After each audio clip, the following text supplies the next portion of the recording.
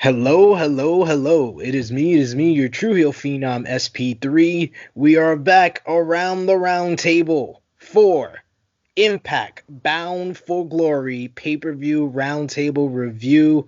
I am back with the expert when it comes to Impact Wrestling, the host of Dark Power reviewing Impact on Access TV every single Tuesday night, the one, the only, the man of 1,004 numbers, the Stat King. Yes, guys, we are here to talk about Bound for Glory, an amazing show, and glad to be back on another roundtable. So let's get to it.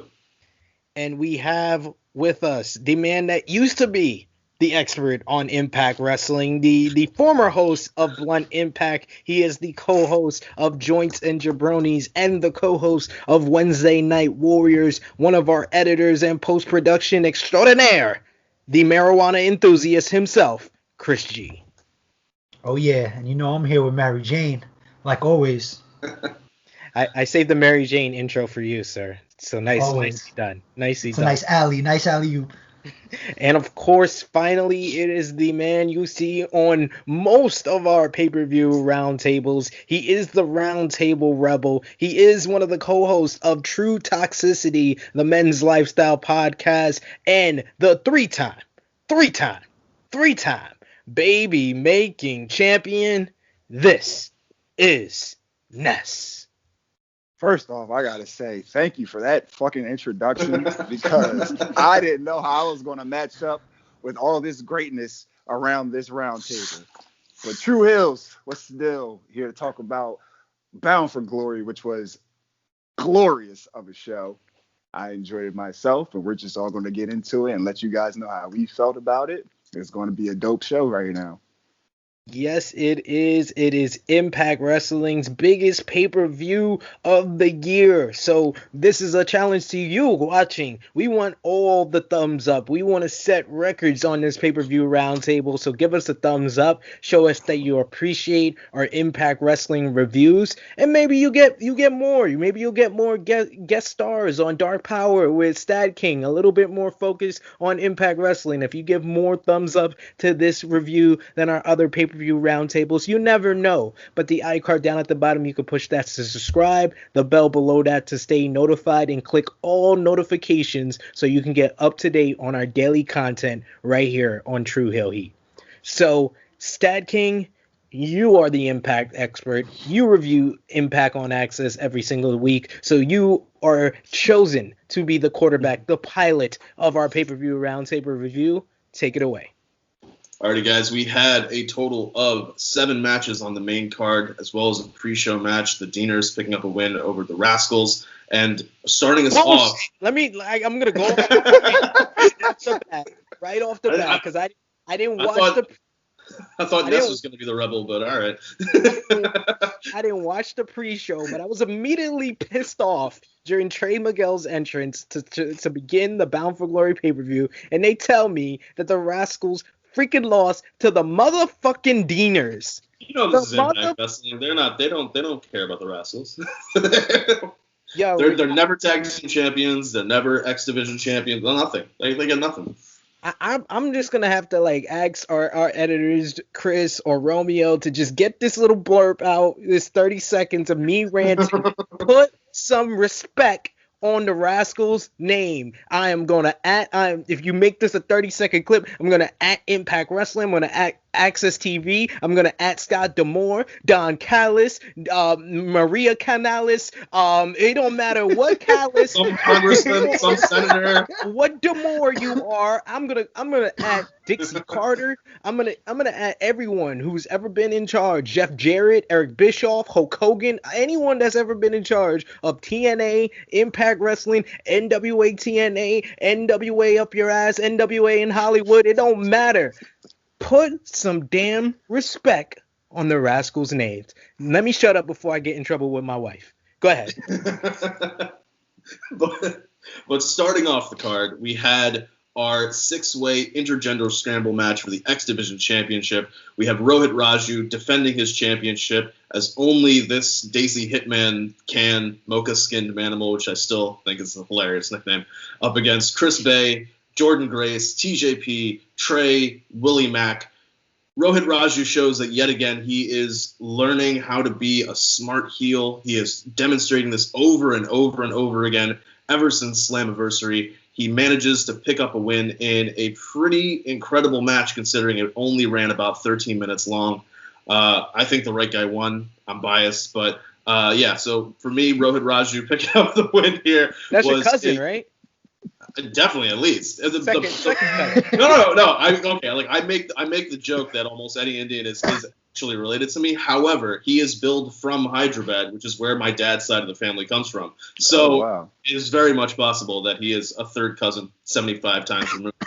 So got some biased commentary on this pay-per-view roundtable right now. There's no such thing as any commentator ever being biased in wrestling. I will not hear that. So, Rohit Raju picking up the win. We'll start with you, Chris, as the former expert on Impact. What did you think about this match? Well, I loved it. It was a car crash, 13-minute car crash. a lot of spots. Chris Bay, man, he got height on a couple of moves. That drop kick to, I forgot who was on whose shoulders, but he got like a good 6 feet of, vertical leap on a drop kick. That was pretty impressive. Can't forget Rohit Raju was screaming equality after every move that he hit Jordan Grace with. Before he hits it with a clothesline. Equality! Clothesline. I love the double stop. What he said on top of the ropes. Equality! And just double stop. I mean, it doesn't get any better than that. Great opener, man. Fast-paced action just kept you into it. I loved it. And the right guy did it. I think Rohit Raju. What is your Chris G rating for it? Oh, car crash. This is a fucking car crash. I love it. I'm waiting. I don't know why I was waiting for numbers. It's coming. Give it like the third match. You'd think the match with 6 people in it would get a number, but no. No, when he did the double stomp, yelling out equality, I was watching Bound for Glory with my girlfriend, and even she found it hilarious, despite the fact that it was a woman getting the double stomp. Ness, what about you? How did you feel about this? Man, I don't usually say this a lot, but that match was a lot of fun. A lot of fucking fun. Everybody in it got to play to their strengths. You had the powerhouses in Jordan Grace and Willie Mack, and then you had the high-flying action from Trey Miguel and Chris Bay. And then you had the technical ability from TJP. And then I'm not really too familiar with Rohit Raju, but I wouldn't put him on far as in-ring ability on any of their levels, but he had the most personality. That's what I remember about that match the most is the equality, and then him playing the chicken shit heel and just getting attacked by everybody because he's just the biggest asshole out of everybody in this match. But I really enjoyed this match. It was a fire opener. It set the precedent for the rest of the show. I gave this match 3.25 stars. Sid, how about you? This was, like Ness said, piggyback over there. It was a very fun match, a very fun opener to the show. Everyone got the little bit of the spotlight. Chris Bay, I will say, is one of my favorites when it comes to Impact Wrestling, but so is Trey Miguel. So once again, put some goddamn respect on the Rascals' name. They should have won something here. Like, god damn it. Like, we can't win the opener. We can't win the pre-show match. God damn it. But other than that, this was really fun. Match 3.5 stars. Yeah, I gave this about 3 as well. I thought it was a great opener. I think in Dark Power, I said either Rohit Raju or Trey should win. So, yeah. Great way to start the pay-per-view off. Great way to set the tone, as Ness is saying, for the whole evening. And they kept that tone moving with now going to a story that has a lot of emotional impact, no pun intended, in our 20-wrestler Call Your Shot gauntlet match, where the winner can choose a title shot of their choice. Well, first, you forgot some of the negatives of the show. After this, we got a backstage segment where they were. I'm getting there. Oh, okay. All right. Go ahead. My bad. We just had our own little production difficulty. Wait. My audio's messing up.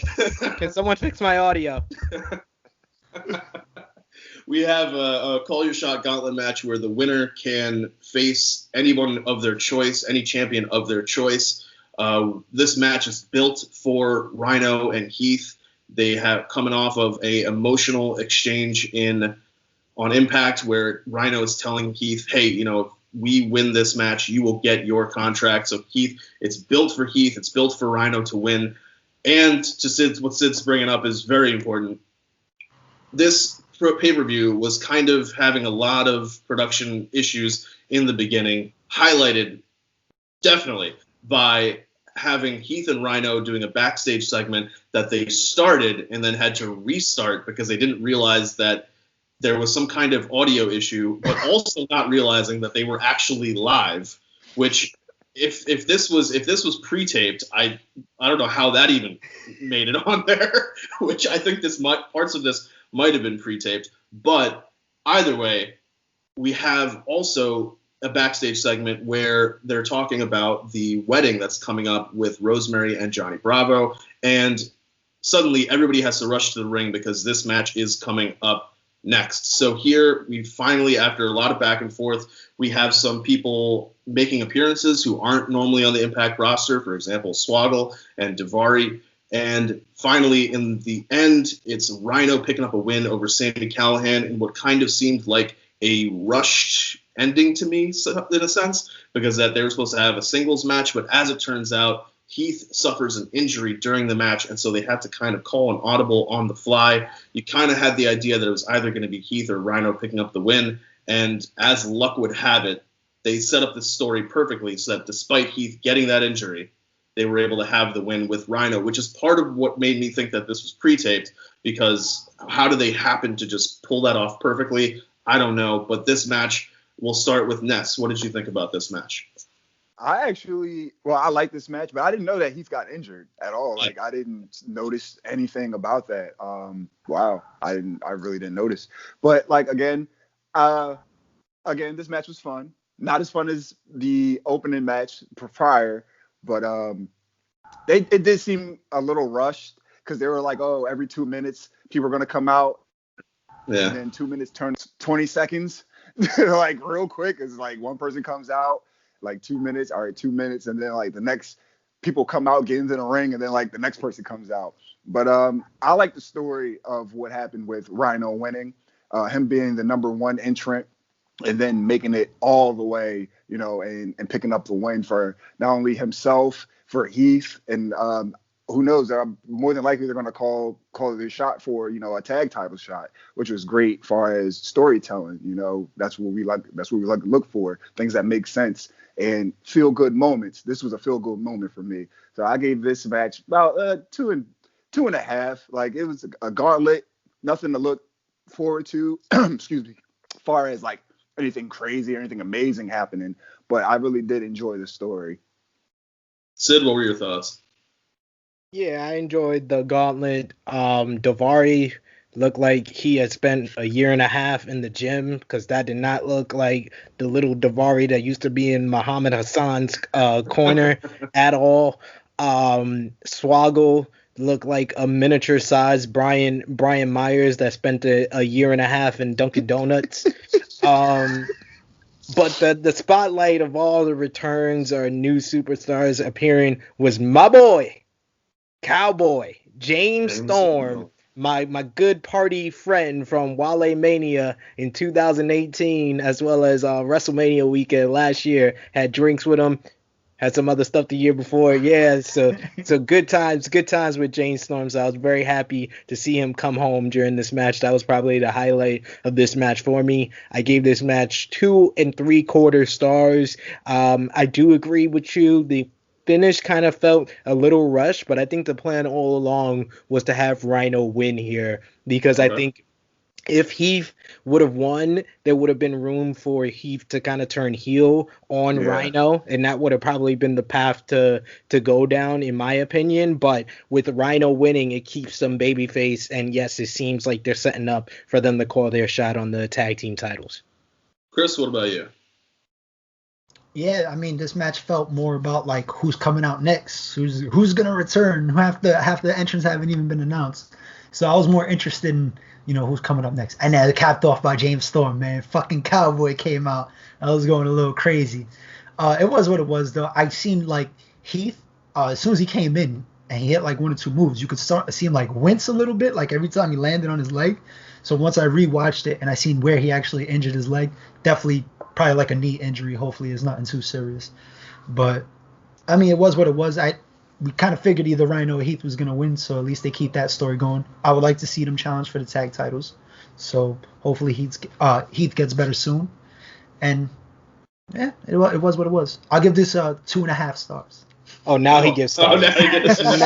Now he gives stars. Although one of the other highlights was Tommy Dreamer with his Road Warrior Animals tribute. I like that.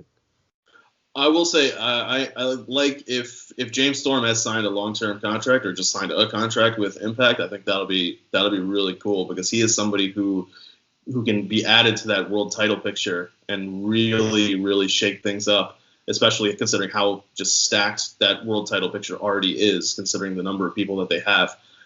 I doubt it though, because he was supposed to sign with WWE before the pandemic started. That's what I thought. So I think he's just doing like an appearance. He might make it. He just made an appearance. I know you review also NWA UWN Primetime Live. He just made an appearance on there. I just think he's making appearance at certain places to keep his name out there.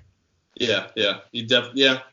That's why I'm wondering if he does sign with if he does end up signing with WWE, as was the plan. But after this, we have somebody who WWE will say removed in order to free up space for somebody like James Storm. We have our Moose versus EC3 cinematic match. This is a match that I personally was looking forward to. I thought it was the best built storyline out of all of the three main storylines coming into Bound for Glory. This match ran about just under 10 minutes long, and it was a little, I don't know, like for this was definitely pre-taped because they had some really interesting camera angle shifts. They had a camera angle looking up at Moose as punches are raining down on EC3. Just a wide array of different techniques used from the company that kind of originated the cinematic match, even if the people who originated it with them are no longer there. But I was kind of let down by this match personally. I thought that some of the light, because it was pre-taped and it was supposed to be cinematic, the lighting I think was a little off. You couldn't really see everything that was going on at any given moment. For me, I thought they could have done it a little bit better, but overall it was pretty good. I picked EC3 to win, which was kind of the shock to me, the most shocking, I'll say, change of plan outside of a title match that we will talk about in a little bit. But this, now when I thought about it, I thought maybe, Moose should have won this match because it was kind of built for him to be able to have that kind of shedding of the, not like just, I called it, I think it thought of it as like head in the sky. Like you don't have an actual title. You are not a TNA world champion. The idea of being able to control your narrative once you really focus in on it and you win over EC3, like there was a moment where he just looks at the camera and the entire demeanor changed. And you realize that EC3 lost the match, but he won the war. And that's what I think is going to be the main story coming out of this match. I gave it overall, for me, I gave it about 3.5 stars. Chris, we'll start with you. What were your thoughts? I like you. I thought EC3 was gonna win, but I think I get the whole story that they were trying to tell. The match itself, I thought it was what it needed to be. It was cool. It was dark. It was gritty. It was a fight. There was fucking blood and guts. There was shit talking. I mean, very psychological. The guys around the ring, I thought that whole theme fit, visually, it might have been a little unpleasing, but it's part of the vibe, you know what I mean? So I thought they did a good job with that.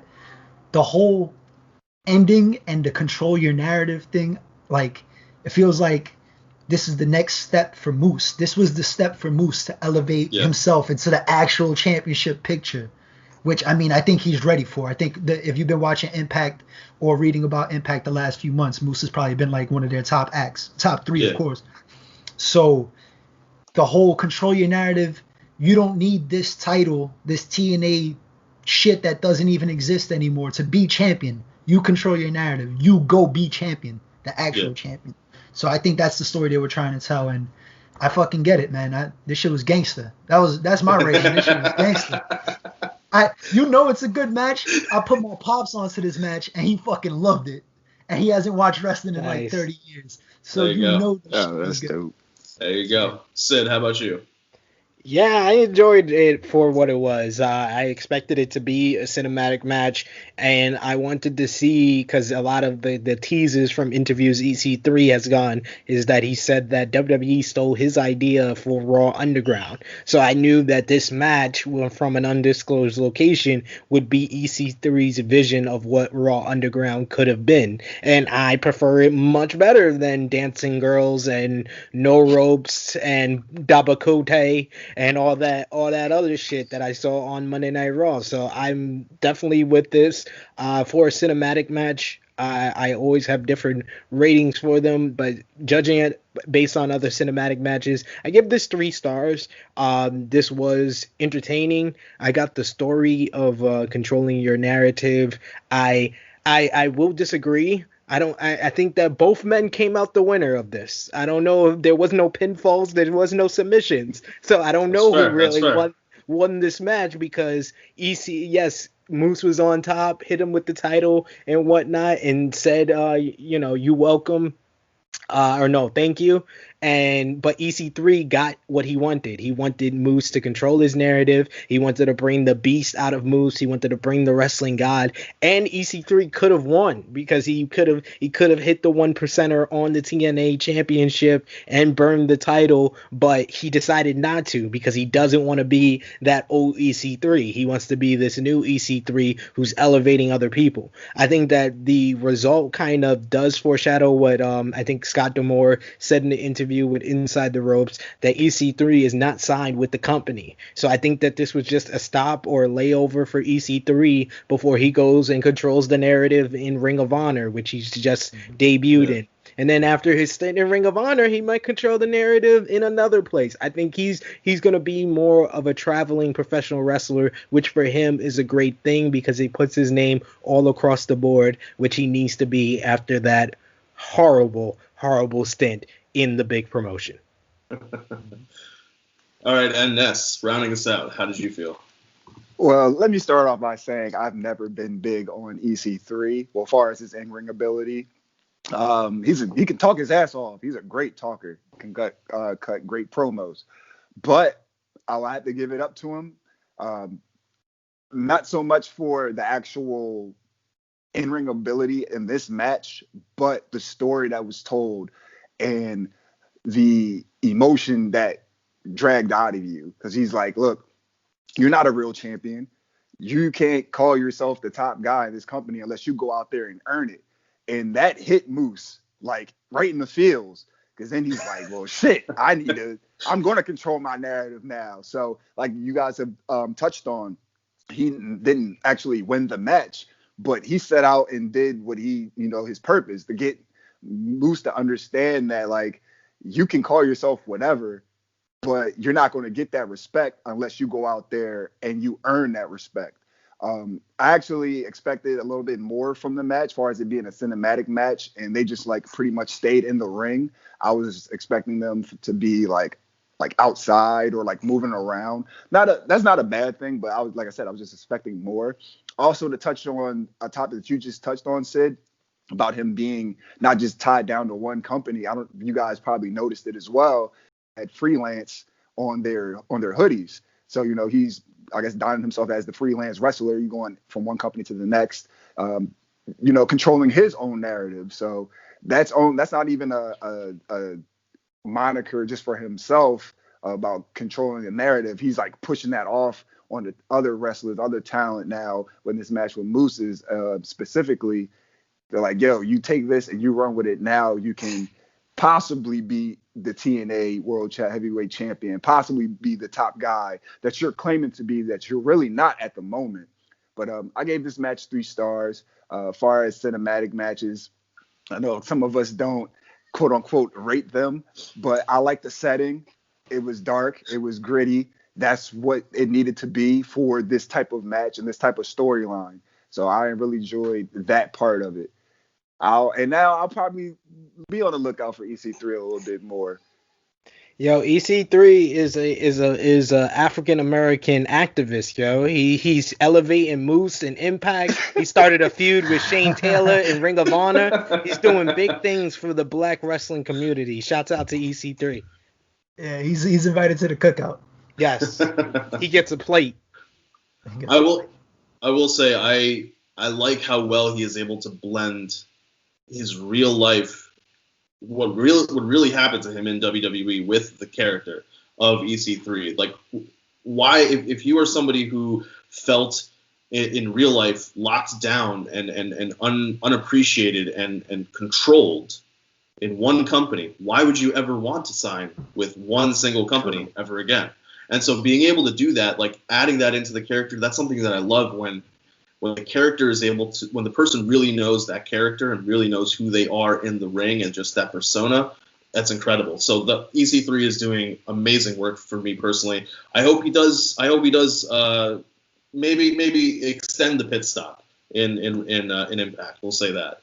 So actually, guys, we got to backtrack a little bit because before our Moose and EC3 match, we have a promo from the North, a very strong promo where Ethan Page is talking about the only number that matters to him is 94 because that's the number of days that he has not been able to be champion, that Josh Alexander has not been able to be champion, that Motor City Machine Guns has been holding on to belts that they don't deserve. And we are going to be getting that tag match very quick soon. But before that,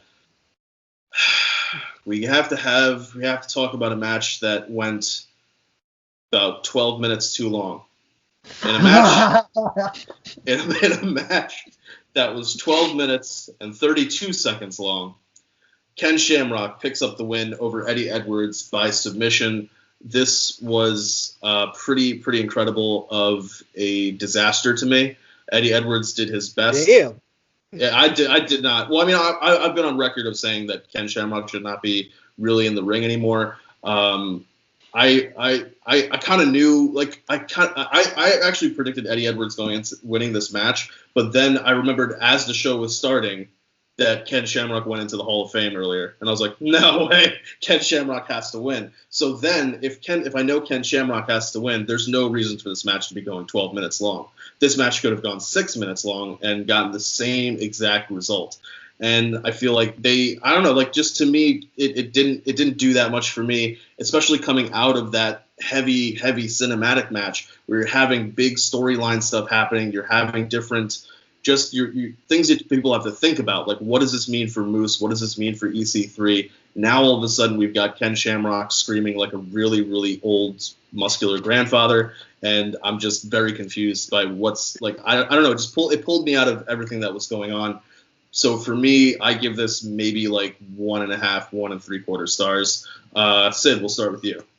I think that's harsh. This you have to understand. Ken Shamrock returned last year at Bound for Glory 2019 against Moose. And he set the bar way low for him.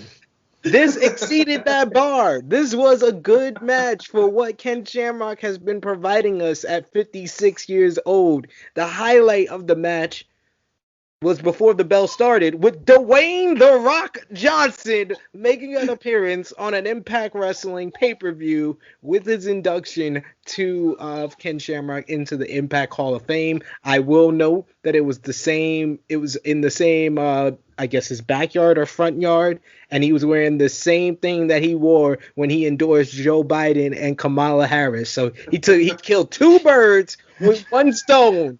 For one filming, he had to take care of the more important thing first, and then he was like, "Let me do this for Ken." And then it was like he was reading off a script, like, so, like, it's like Danny, his ex-wife, had cue cards in the back, like, Ken Shamrock, Impact Hall of Fame, Impact Hall of Fame. Say that 3 times. You got to say it 3 times. Remember that, Dwayne. When he endorsed Joe and Kamala, did he also promise them bottles of Terramana? He should have. I think that would have helped. That would have helped Joe on a couple of these debates because he was making us look bad. Like, we want to get the other guy out the office, but Joe ain't doing us any help. I think the Terramana would have helped him. But hey, to each his own on politics. This was a good match for what Ken Shamrock has been providing us. I will give this 2.5 stars. Eddie Edwards kept this match together. It was different from all the other matches on the night with a one-on-one matchup when we were going to see other one-on-one matchups in the night. That's very hard to do, but it gave us something different. It was worked differently from a lot of other Impact Wrestling matches and a lot of the matches that I've seen Eddie Edwards in as well. The finish was kind of a BS finish, but I kind of expected that with Sami Callihan playing tricks with the light. I get the whole hacker gimmick. It's just like, I'm so over it. Like, Sami Callihan was in the main event of Bound for Glory 2019, and now he's in the random gauntlet and managing 56-year-old Ken Shamrock. That's my biggest down point of this whole entire match, that the guy that's supposed to be the biggest star or the biggest homegrown star for Impact in this matchup is a manager. And they didn't give him a really good reign because they had to equality. They had to be progressive in January and put the title on Tessa Blanchard, so it never gave Sami an opportunity to have a real reign. After they gave him that long ass chase of the title, they never really paid off for it on a fulfilling title run. And this dude came back, seemed like he was going babyface after the match with Ken Shamrock at Rebellion. Now he's back to being a heel because Rob Van Dam got fired. It seems like he's surrounded by 50-year-old men. He's like the guy that cleans up the bedpans at the retirement home. Like, it's ridiculous right now. But yeah, I gave it 2.5 stars. Ness, what about you? All right, so as I've stated before about Ken Shamrock, he was one of my all-time favorite wrestlers. To see him be inducted into the Impact Hall of Fame was great. Just so many people over both his MMA career and his pro wrestling career just sing his praises. And like, just for me personally, I love that. It was a great moment, a great feeling for me growing up, him being one of the staples in the Attitude Era, one of the probably the most popular time in wrestling for us, especially around the time that we were growing up. So that was definitely a great film moment. Now, with that being said, Ken Shamrock of today, yeah, this ain't it, Chief. This ain't it at all. This is not it at all. I can say the parts of the matches that I like were where he got out of a couple moves and transitioned them into submission moves, like when Eddie hit him with the backpack stunner, and then like he didn't go for the cover right away, and then Ken hit him put him in the sleeper. Other than that, it's just like the age, man. You can see he's up in age. It's caught up to him. You can see how he moves in the ring. I think the match did definitely go on a little bit too long, and then the finish itself with, the lights going out. Oh, Sami, what's about to happen? Oh, it's you have a bat now. Like, you put the lights out just for you to have a fucking bat. You could have just got up on the apron with the bat, like that. Then you didn't need the lights to go out for that. That was. I'm not even gonna bother to try to distract the ref. I'm just gonna... I'm just like everybody's going to be distracted. You at home too, but yeah, I really can't. It is what it is, like you said, 50-something-year-old Ken Shamrock, you're not going to get much out of him, but that's probably one of his best matches in, recent time, because we're not going to get that much out of him, He didn't do a plancha. I'm thankful for that. Thank God. God. It's little miracles. It's a little miracle. I was waiting for it. Yeah, I think he learned his lesson. But I gave this match 2.5 stars. Chris, what are your thoughts on this?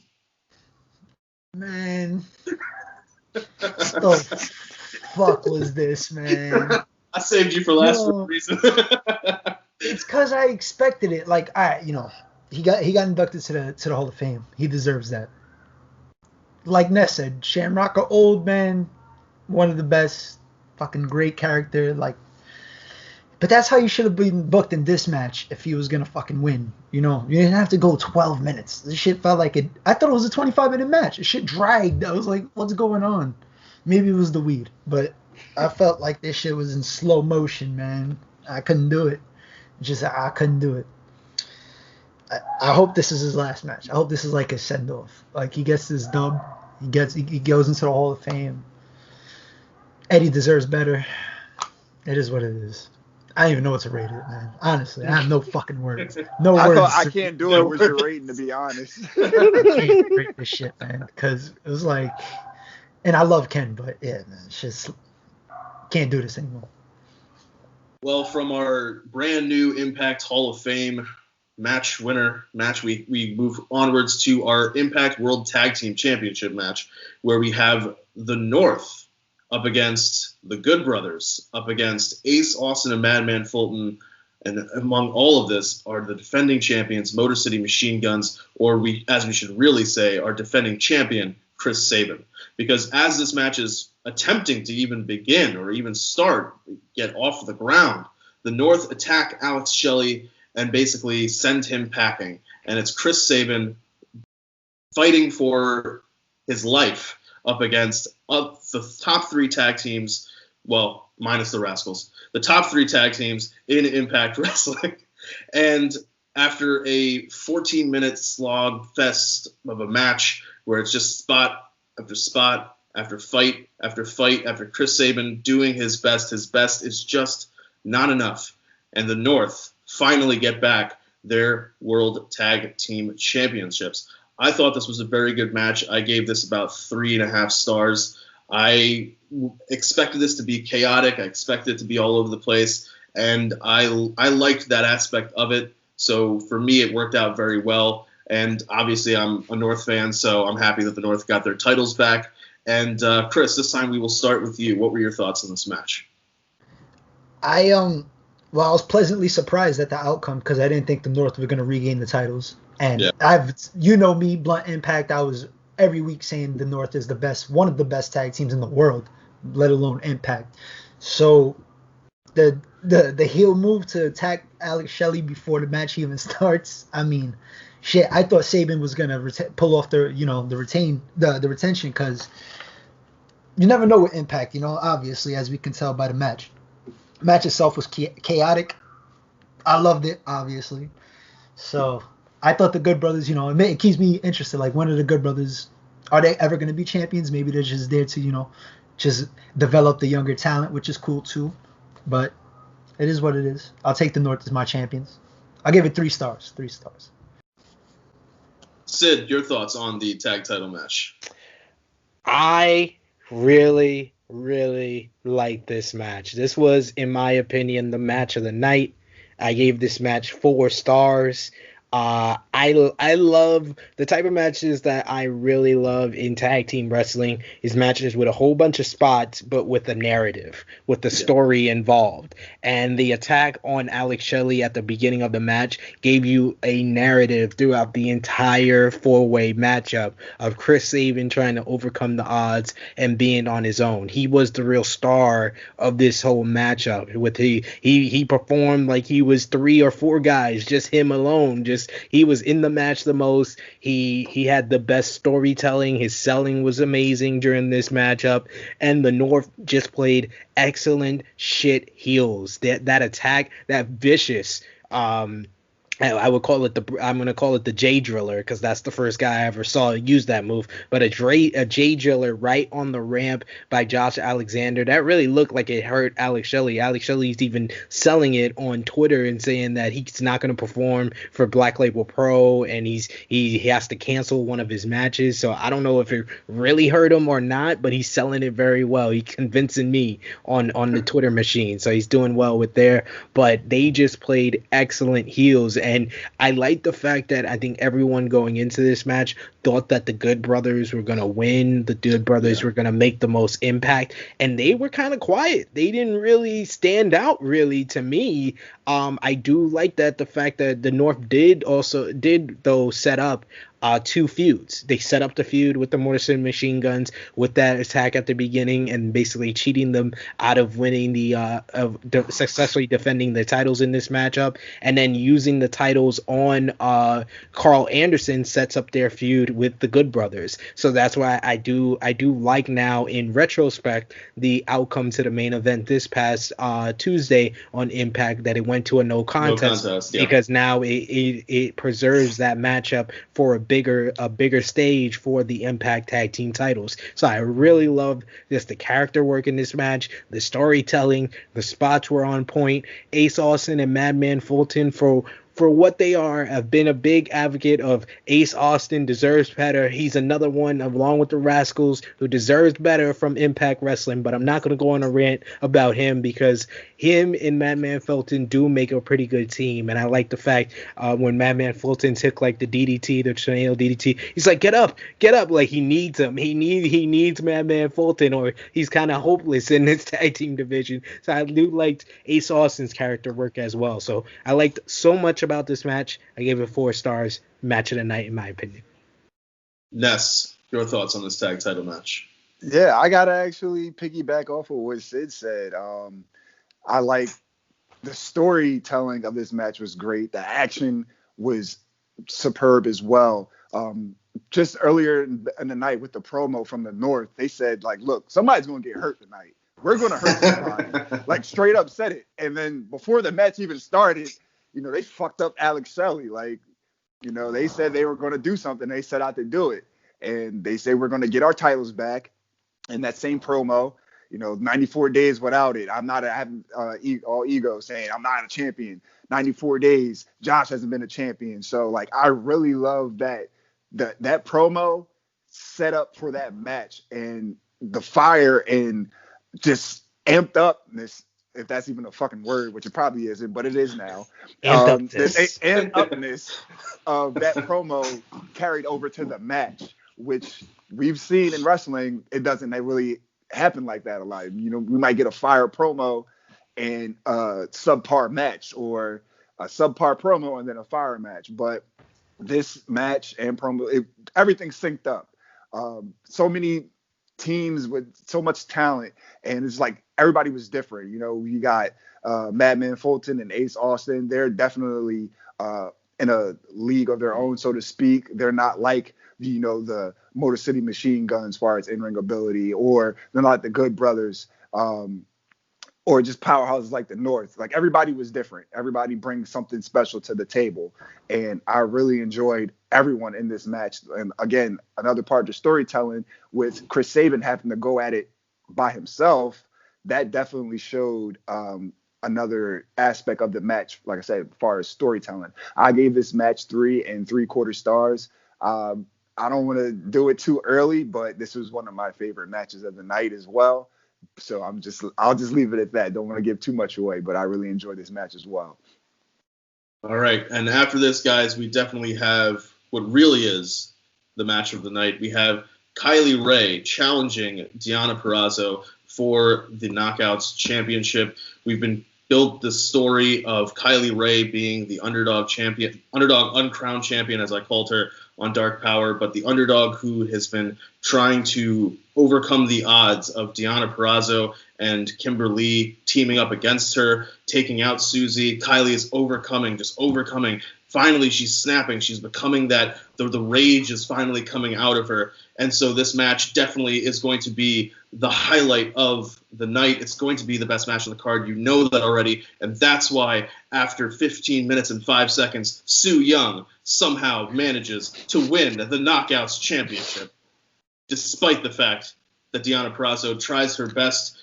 We don't know where Kylie Ray is. The match is starting out. I'm trying to figure out why Deonna Perazzo is coming out first. Champion always comes out second. That's how it should work. But Deonna Perazzo comes out first with Kimberly in tow, and then we have Kylie Ray's music plays, but no Smiley Kylie. Kylie doesn't show up. Commentary doesn't know what's going on. They've been promoting this throughout the night. They've been playing vignettes of Kylie talking, and she was walking around Millennium Park here in Chicago. If you know the what was in the background of the faces and the fountains thing that they have in the park. They show her walking around the city just talking about what this match means to her, about how Deonna's a bully, how she doesn't like bullies, how she's going to do everything it takes to win that championship because she wants to be champion. And then all of a sudden she no-shows. Now, we don't know if this is supposed to be some kind of play off of what happened in AEW. We don't know if this is something to do with COVID, because not too long ago at the GCW Collective, she was on a number of different shows, and there was a COVID outbreak there. That's one of the reasons why it was Sonny Kiss up against Kenny Omega on AEW instead of Joey Janela. We don't know if there's an actual injury. There's talk that she is having some kind of nagging injury or something to that effect. We don't know. But what we do know is that Susie has snapped. And it's not just her leg that snapped. It was all of her. And she transforms back into the undead bride of Su Yung. She answers Deonna Purrazzo's heel open challenge, and she, in stunning fashion, wins the Knockouts Championship. I think it's kind of a hot shot of the story that they probably were intending to tell, but circumstances as they are, 2020 is a crazy year. Sometimes things have to be adjusted on the fly, as we saw earlier in this with Heath being injured and that affecting the match. So I thought, for what it was, what they had to do for this match, I thought it was a pretty good match. I gave this about 3.5 stars. Ness, we'll start with you, sir. What were your thoughts on this? I actually liked this match. I enjoyed it. The bait and switch caught me off guard, but like you said, following the story, it kind of made sense. Hopefully, whatever's going on with Kylie Ray, she's in good health. To see the Undead Bride make her return, that was kind of a shocker. It was just funny to see that, Deonna Purrazzo was out there talking big shit about, her being the champion. She can take out anybody. She called out anyone who was alive, women or men that was in the back. And if you're undead, you sure are alive. So she got what she wanted. So, but like once Su Yung got out there, you can just, the facial expressions from Deonna Purrazzo, that was one of the things that I noticed before the match started. She's just like, she shit her pants, and it was just like, it was crazy. The visual was great.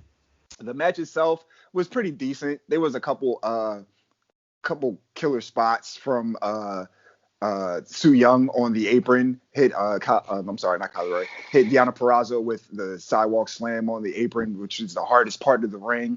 Deonna Purrazzo is just amazing as far as being a technical women's wrestler.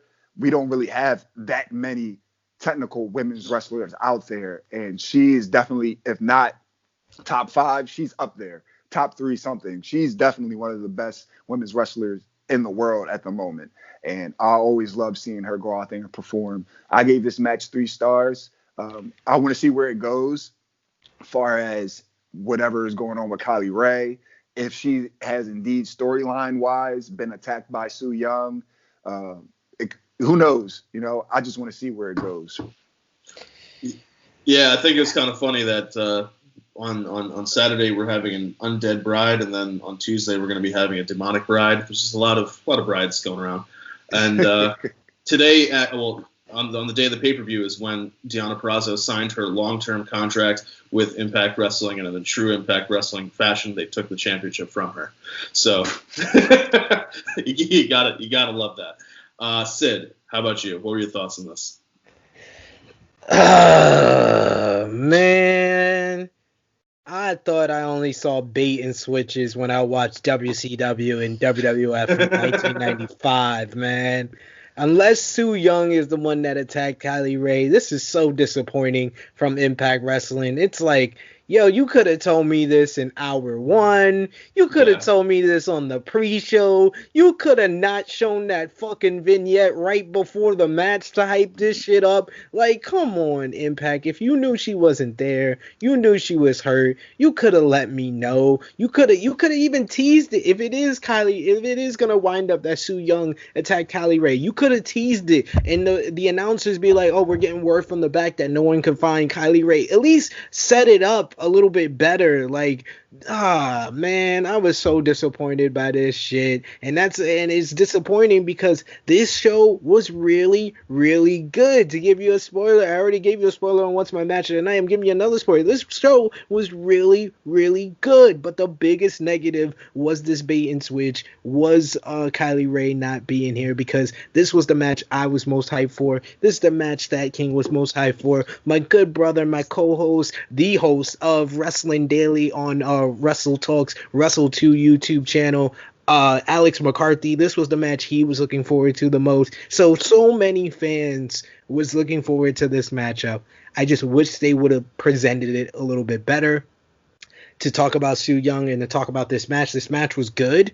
I enjoyed Su Yung making her return. I've missed the Undead Bride, so it was very cool to see her. I've liked the Susie storyline, so this was cool to see, and it was a nice moment with her winning the Impact Knockouts Championship.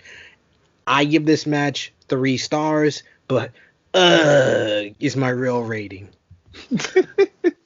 Yeah, and the funny thing was, as so happened, as I was watching, my feed was cutting in and out. So I see Deonna showing up, and I'm thinking, did Kylie already get to the ring? And my feed's just, I'm off. And then I hear Kylie's music being played. Then it cuts out again, and by the time I refreshed it, Deonna's doing her open challenge. And I was like, wait a minute, what's going on? So I was completely lost. And Chris, your thoughts on this, sir? I mean, it's surprising for sure. I didn't expect Su Yung to come out and win. I mean, that shit just caught me off guard. And the match was pretty good. Some 6 spots. Deonna is pretty good. It told a story, you know. I was so looking forward to seeing Kylie Ray that I really hope it's storyline driven. I hope it's just, and if it's not storyline driven, I hope she's okay. You know. Other than that, I mean, you can make chicken soup out of chicken shit. You know, out of all what happened. So hopefully they do good. I'm gonna give this match 3 stars. Alrighty. After this, guys, we have our main event of the evening in one of the most well-built matches that I have seen in some time. A story that is very well developed. We have Eric Young defending his Impact World Championship up against Rich Swann. This is a story that has been going on for some time from the Eric Young and Rich Swann perspective, but from Rich Swann's personal perspective, it's a story that dates back many, many months on his road to recovery from a gruesome injury, and how Impact has built it every step of the way, including moments where they have Rich Swann doing physical therapy, and his physical therapist is saying, yes, he is ready, talking to Jimmy Jacobs, and then the world-class Maniac is there dressed in nurse scrubs and attacks Rich Swann, re-injuring the ankle with a kettlebell swing. Just the babyface promos that we've had from Rich Swann saying what a win would mean for him. Just having Eric Young terrorize the roster. There was a moment on Impact Television where the longest segment of an episode was Eric Young just destroying the Deaners for no apparent reason, simply because he was angry. In retro, I'm clapping for that for defeating the Rascals on the pre-show. Thank you, Eric Young. You wasn't a heel in that segment. But Eric Young has definitely portrayed himself as the world-class Maniac. All of the promo videos for Impact's Bound for Glory have been about, this is not their world, it's our world. And that's kind of a theme that has been running throughout this entire show, of talent who may have been, well, let's say were misused in another company, have now come here and are flourishing. They are thriving. We have Heath doing great work with Rhino in this Call Your Shot Gauntlet match. We have EC3 doing amazing character work with Moose in his match. We have Deonna Perazzo showing up and becoming the Knockouts champion. And in the main event, we have Eric Young, the former leader of Sanity, now showing why he should have been treated a little bit differently in WWE. But after 21 minutes and a very amazing, phenomenal main event, Rich Swann guts out a win, not just for you, not just for me, but for all of us, to show that perseverance, hard work, dedication, it will always triumph over somebody trying to hold you down. And it's an amazing story that was told. The locker room empties to celebrate the win for him. I originally had an idea that maybe the locker room would come out before the match to support Rich Swann, and that's how they were going to be able to create the false crowd noise effect, because this is a match that definitely needed crowd noise just to have that extra element. We always forget how important a crowd can be to add that element to get a match over the top, and it would have been amazing for this. But having the locker room empty was absolutely outstanding. Sid, we will start with you. What were your thoughts on this main event? To touch on what you just said, I prefer Impact with no crowds because they have been able to pull it off the best of any promotion. It was very jarring with New Japan when they didn't have a crowd. ROH, it catches me off guard because I'm a longtime ROH fan, and the fans, I didn't realize how important the fan noise was to Ring of Honor. Watching it now, it's just like, it's very like, oh, okay, this is different. This is much different from the product that I was used to. AEW, the same way. I enjoyed when they put the fans, the competitors in the crowd, because it added something to their show, because it wasn't right without any fans. But Impact is able to pull it off better than any promotion has been able to, and because of the personal rivalry between the two, it felt like they were really having a fight, a world title fight, with no crowd being there. So I enjoyed it, and it set up the celebration a lot better with everybody coming down and being so happy and excited for Rich Swann. They built this as a big money fight, and I disagree with what you said earlier as well, StatKing. EC3 and Moose was not the best storyline going into this. This right here was the best storyline going into Bound for Glory. I said that it's one of the best storylines in professional wrestling, one of the best feuds of 2020. The Impact feud of the year is definitely Rich Swann versus Eric Young. It was up there with any feud you want to say, Reigns versus Uso in WWE, Hangman and the Elite in AEW. It doesn't matter. This was beautifully told from Slammiversary to now.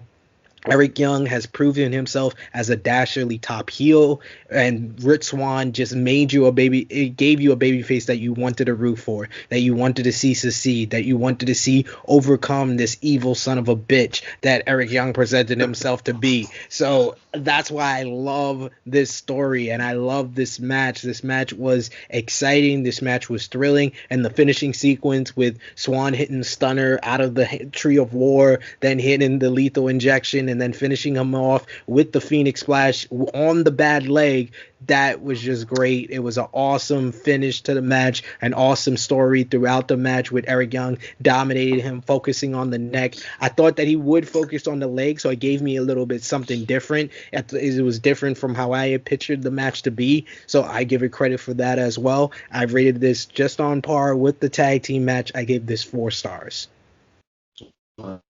Ness, your thoughts on this? Again, to piggyback off of what Sid said, this was my favorite storyline going into it.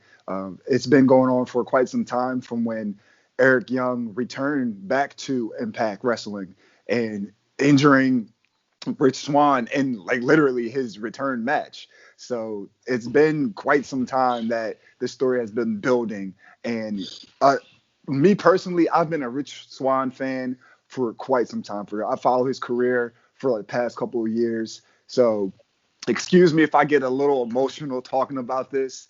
He's finally a staple somewhere. You know, he's been in a couple companies. We know that his run in WWE, I can't say that it was bad, but, you know, he left with a bad taste in my mouth personally. But, you know, he had personal situations going on. And yeah, he was a champion there, but they didn't care about that division. You know, pretty much like they didn't give a fuck about the cruiserweight division.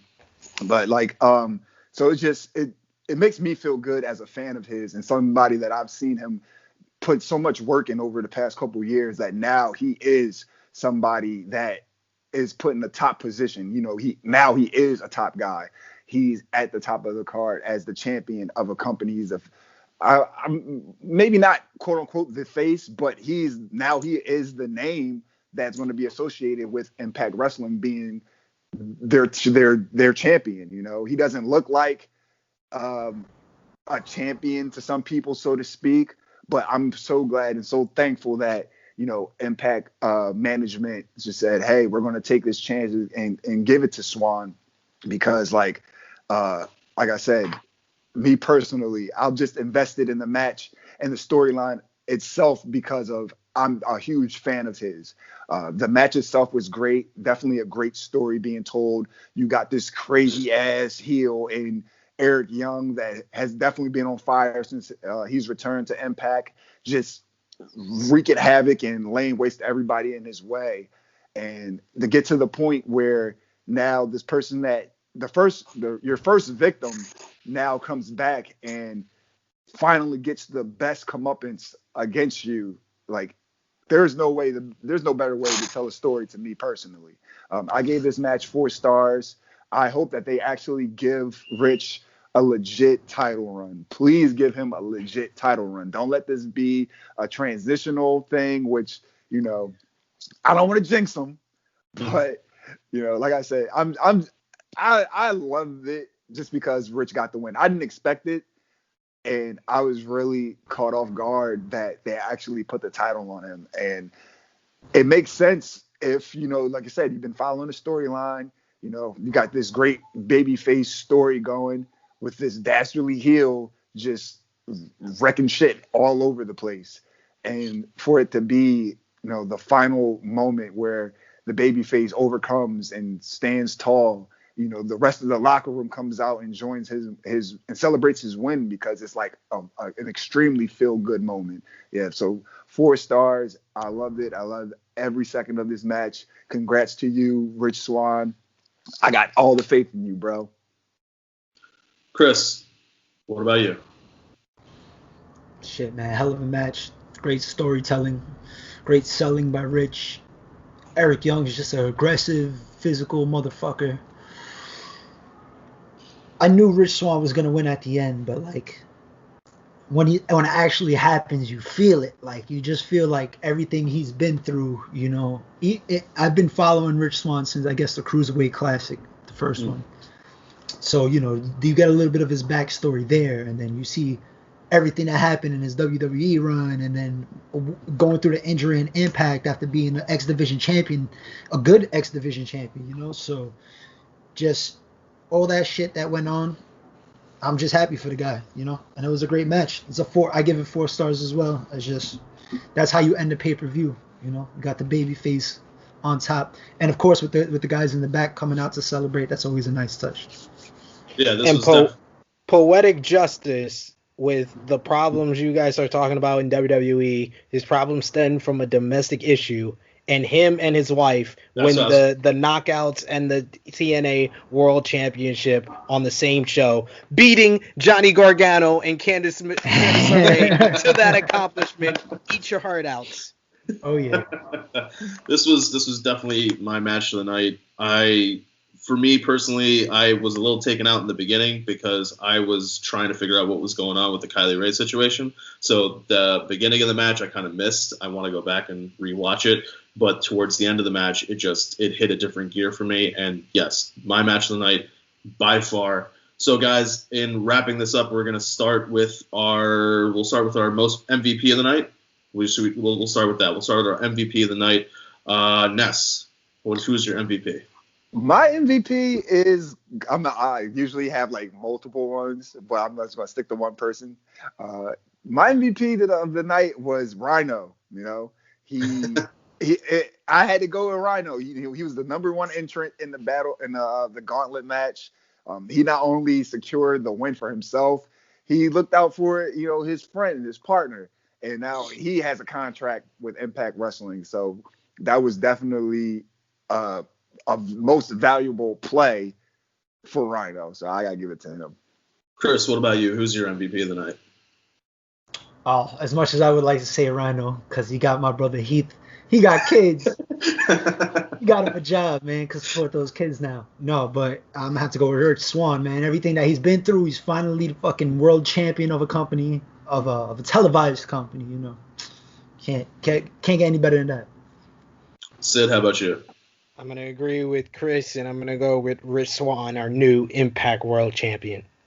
I'm also going to agree with you guys. Definitely Rich Swann for me. I want to give a special shout out to Ethan Page for cutting a great promo beforehand, before that title match, and then just doing very, very, very well in the actual match of getting that heel characters of the North over just by attacking Alex Shelley before the match, which means that if we have an MVP, we got to have a least valuable player. Chris, who is your least valuable player?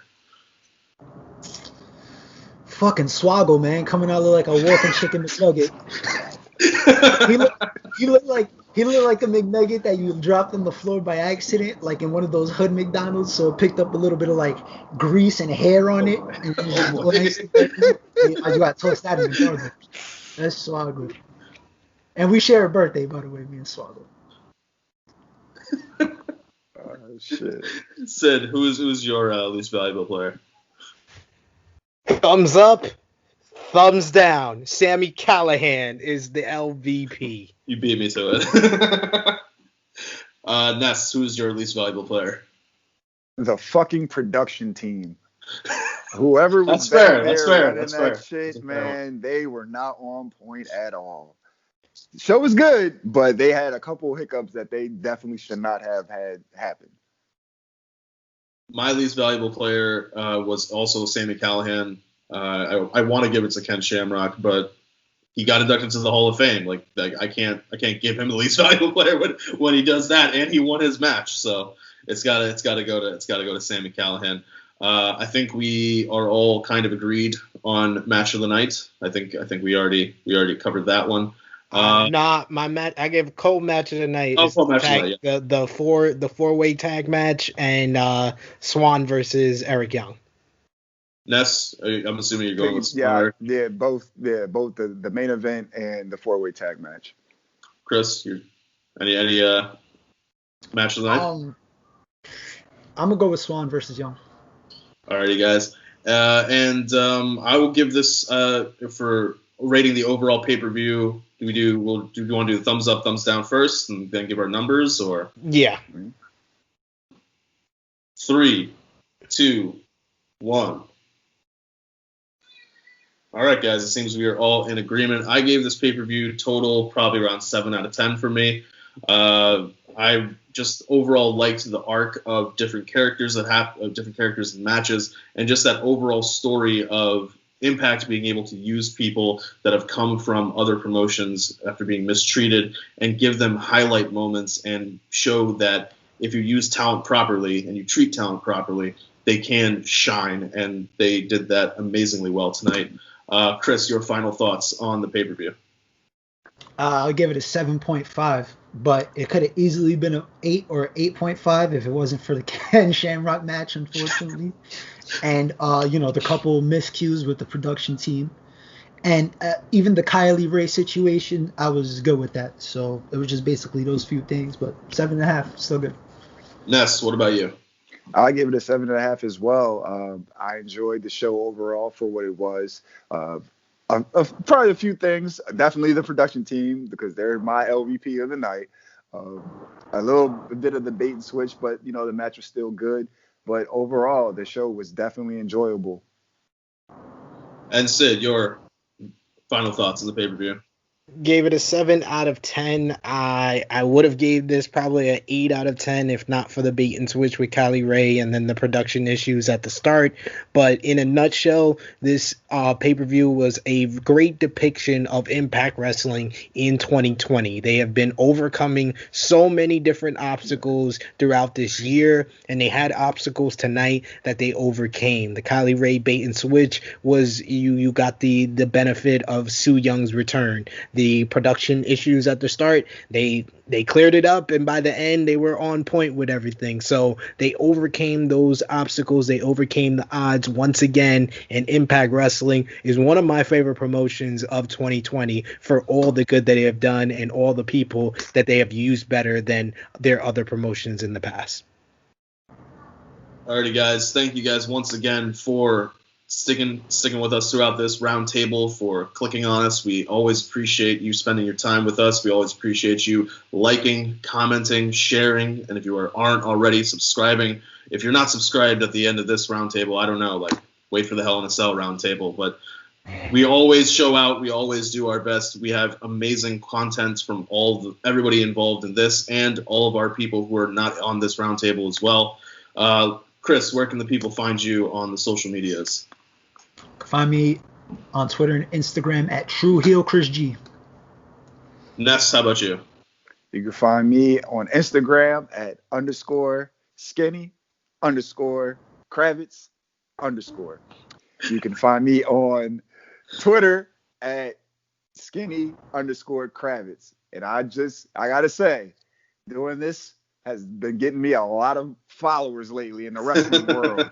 So thank you guys. Keep looking. Make sure you subscribe to everything that we got going on. And Sid, where can the people find you?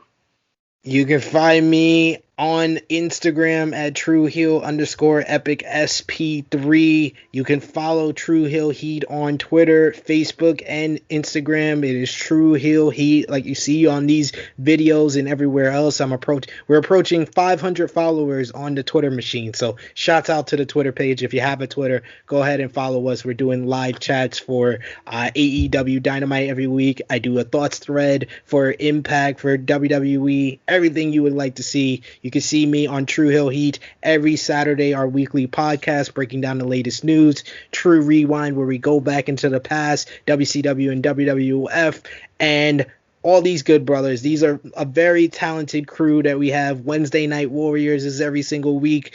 Ness is on the pay-per-view roundtable reviews, and I know, John, you could tell them where they can find you.